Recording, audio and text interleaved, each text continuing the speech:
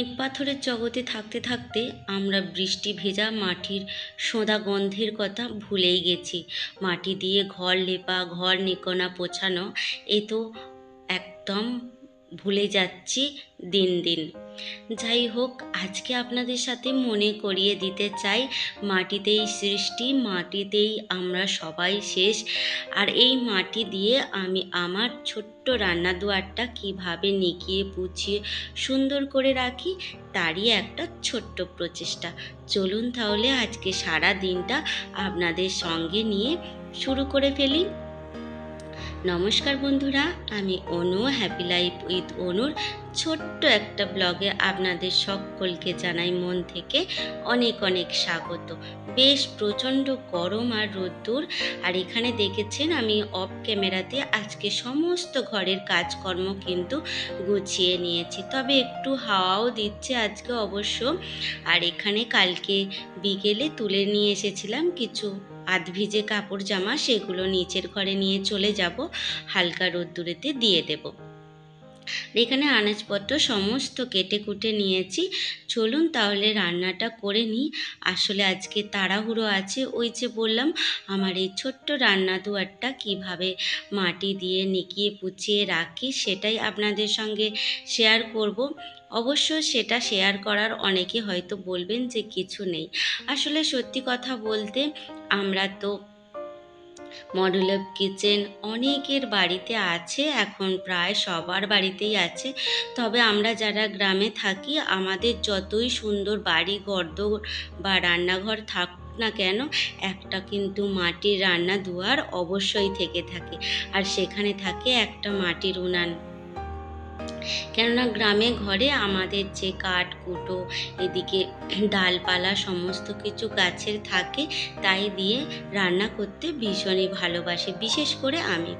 তো এখানে রান্না করে নিচ্ছি আজকে করলা দিয়ে পেঁয়াজ আলু দিয়ে একটা তরকারি।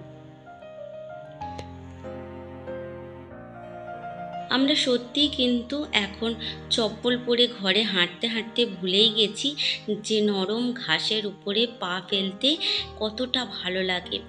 বৃষ্টি ভেজা, শিশির ভেজা ঘাসের উপরে হাঁটতে যে কি ভীষণ ভালো লাগে সেটা হয়তো আমরা আজকালকার দিনে ভুলেই গেছি। বাচ্চারা হয়তো লুকোচুরি খেলা বা মাঠে দৌড়ানো বা ধুলো মেখে আমরা যেরকম লুটপুট হয়ে খেলাধুলা করে বাড়ি আসতাম বিকেলবেলা, আর মা যত হাত পা ধোয়াতো তত বকুনি দিত যে ধুলো মেখে একবারে গরু হয়ে এসেছো। সেই সব কিন্তু আর কিছুই নেই। বিছানায় বা সোফায় বা ভালো ভালো মানে দামি দামি আসবাবপত্রে বসে ফোন বা ভালো কোনো গেম খেলা ছাড়া এখনকার বাচ্চারা সত্যিই কিছু দেখেনি। তখন মাটি দিয়ে আমরা কত কিছু বানাতাম, পুতুল বানাতাম, শিলনোড়া বানাতাম, আরও কত কি, এমনকি ওই যে নারিকেলের মালাগুলো থাকে, ওই মালাগুলো দিয়ে মাটির খুঁড়ি দিয়ে রান্না বাড়ি কত কিছু খেলেছি। একটা পাতা ছিল জানেন তো, আমরা বলতাম দই পাতা।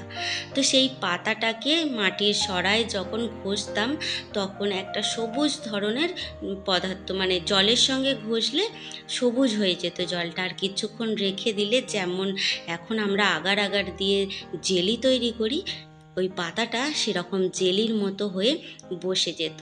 তো বলতাম যে দই বসিয়েছি, এরকম বিভিন্ন খেলা ছোটোবেলায় খেলেছি। যাই হোক, সেসব দিনগুলো মনে পড়লে আজ খুবই মনে মনে আনন্দ লাগে যে এমন একটা মুহূর্ত কাটিয়েছি আমরা, যেটা সত্যি এখনকার চিন্তা ভাবনার থেকে অনেকটাই আলাদা। যাই হোক, অনেক অনেক কিছু গল্প, মনের কথা আপনাদের সঙ্গে শেয়ার করে ফেললাম।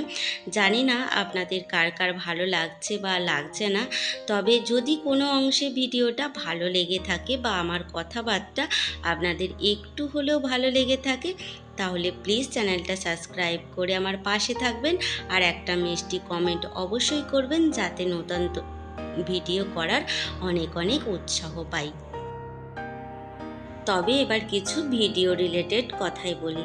রান্না তো চটপট করে নিচ্ছি, তো দেখতেই পেয়েছেন যে আমি পেঁয়াজের ওপরে আলুগুলো তুলে দিয়ে রেগুলার মশলাগুলো দিয়ে ভালো করে কষিয়ে নিয়ে তরকারিটা সিদ্ধ হতে দিয়েছিলাম। তারপরে এই যে সর্ষে বাটা দিয়ে নাবিয়ে নেব। এই সর্ষে বাটা দিয়ে করলার তরকারি খেতে খুবই ভালো লাগে। আপনারা অবশ্যই একবার করে দেখতে পারেন, আশা করি আপনাদেরও খুবই ভালো লাগবে। আর এখানে করে নিচ্ছিলাম কড়াইয়ের ডাল। এটা তো আর দেখানোর কিছু নেই, ওই হিং ফোড়ন দিয়ে যেভাবে করে আমিও ঠিক সেইভাবেই রান্নাটা করে নিচ্ছি। আর প্রত্যেক দিন রান্না বান্না খাওয়া দাওয়া সে সমস্ত তো আছেই, তবে প্রত্যেক দিন কীভাবে রান্না করছি সেটাই নাইবা আজ শেয়ার করলাম। তবে কি রান্না করলাম সেটা তো আপনাদের সঙ্গে শেয়ার করলাম।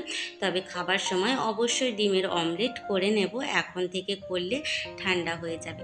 যাই হোক, রান্নাবান্না সেরে বেশ অনেকক্ষণ সময় গেছে, কেননা উনানটা ঠান্ডা হতে একটু সময় লাগবে। তারপরে এই যে লেগে পড়েছি কাদামাটি নিয়ে। এই যে ইঁটের ফোঁকরগুলো দেখতে পাচ্ছেন, আমার ভিডিওতে দেখতে পেয়েছেন যখন আমি রান্না করি এইখানের ইঁটগুলো ফোঁকর দেখা যায়, মানে সিমেন্ট দিয়ে তো তৈরি করা নয়, মাটি দিয়েই তৈরি করা। তো সেই কারণে এইভাবে মাটিগুলোকে ভালো করে মেখে কিন্তু লেপে দেব।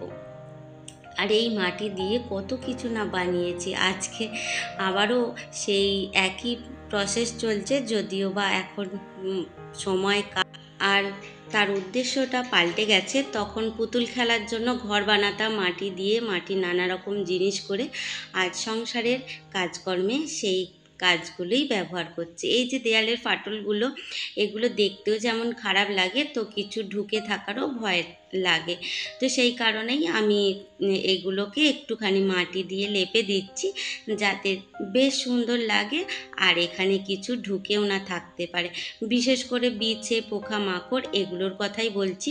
তবে হ্যাঁ, আমাদের গ্রামে ঘরের এদিকে সাপ যে নেই তা নয়, তবে পুকুরে ঢুকে থাকবে আর সেটা তো ভীষণই ভয় লাগে। তাই চেষ্টা করি সব সময় ঝরঝরে পরিষ্কার পরিচ্ছন্ন, এবং কোথাও যদি ফাটল থাকে সেগুলোকে একটুখানি বন্ধ করে দিতে। আর এই উনানে তো প্রত্যেক দিন রান্নাবান্না করতে হয়, তাই এর আশপাশটা যত সুন্দর থাকবে ততই কিন্তু দেখতে ভালো লাগে। প্রতিদিন চেষ্টা করি এই যে মাটিটা দিয়ে উনানটা নেকিয়ে নিতে, তাহলে কি বলুন তো, ওই যে কালো ঝুল হয়ে যাওয়ার একটা সম্ভাবনা থাকে না, বেশ পরিষ্কার পরিচ্ছন্ন থাকে আর দেখতেও বেশ ভালো লাগে। তবে অনেকক্ষণ সময় লেগেছে জানেন তো এই কাজগুলো করতে। আসলে সবটুখানি তো দেখানো সম্ভব নয়, তাই কিছু কিছু তুলে রেখেছি আর কিছুটা অংশ বাদ দিয়েছি। যদি সবটা দেখাতে যাই তাহলে আপনারাও হয়তো বোর হয়ে যাবেন যে এইভাবে মাটি লেপা এতক্ষণ ধরে কে কত দেখবে। তো মোটামুটি আমার এখানে মাটি লেপা শেষ হয়ে গেছে, এবার উনানটা পরিষ্কার করে নিয়ে নেব। তাহলে চলুন বন্ধুরা, আজকের মতো ভিডিওটা এই পর্যন্তই রাখি। দেখা হবে আবার কালকে।